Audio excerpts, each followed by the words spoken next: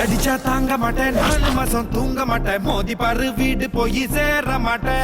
பாட்டு போட்டு விளையாடி. சாரு நீ பாடி ஃபர்ஸ்ட்.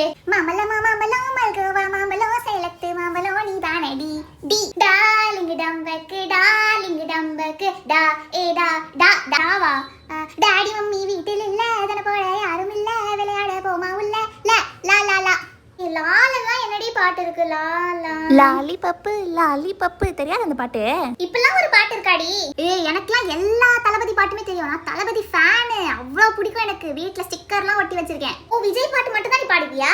உனக்கு ஒரு விஷயம் தெரியுமா? எங்க டாடி பர்த்டேயும் தளபதி பர்த்டேயும் சேம் டேட், ஜூன் 22.